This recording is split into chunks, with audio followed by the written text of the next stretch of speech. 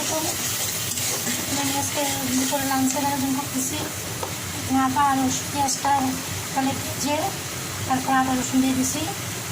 এখন দিয়ে আদা রসুনটা একটু ভেজে নিয়ে এখন দিয়ে দিচ্ছি হলুদের গুঁড়া। বড় মাছ রান্না করবো, আজকে আমি বড় মাছ রান্না করবো। এই জন্য মশলা দিচ্ছি। এখানে হলুদের গুঁড়া, মরিচের গুঁড়া, এক চামচ ধনিয়ার গুঁড়া দিলাম।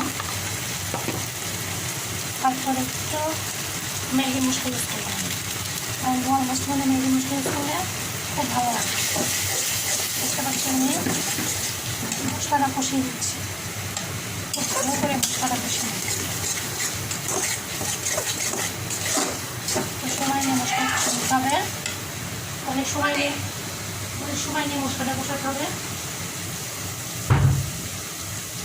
আমাদের একটু জিরা গুঁড়া দিয়ে দিব।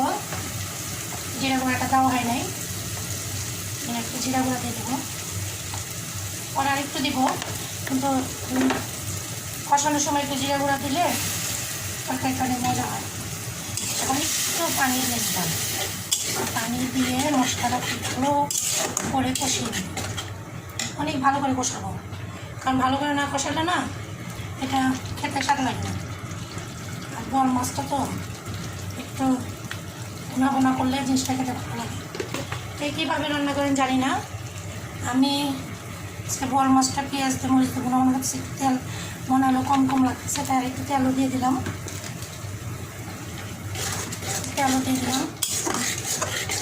মশলাটা খুব ভালো করে কষিয়ে দিচ্ছি, কারণ মশলা না কষালে কোনো কিছুই স্বাদ লাগে না। এখানে মশলাটা একটু সময় নিয়ে কষাতে হবে, খুবই ভালো করে কষাতে হবে। মশলাটা কষিয়ে নিয়ে তারপর রান্না করবো আজকে বড় মাছ। আজকে 5 মিশালি মাছ পাঠিয়েছে, সাথে পাঠিয়েছে হলো আপনার পোয়া মাছ। কিন্তু আজকে ওগুলি কিছুই রান্না করবো না, আজকে শুধু বড় মাছটা রান্না করবো। আর ডাল করবো, পাতলা ডাল করবো। কি পাতলা ডাল রান্না শেষ, এখন করবো হলো খালি বড় মাছটা। এখানে মাছগুলো দিয়ে দিচ্ছি। এবং মাছগুলো দিয়ে অনেকক্ষণ সময় নিয়ে আস্তে আস্তে কষাবো।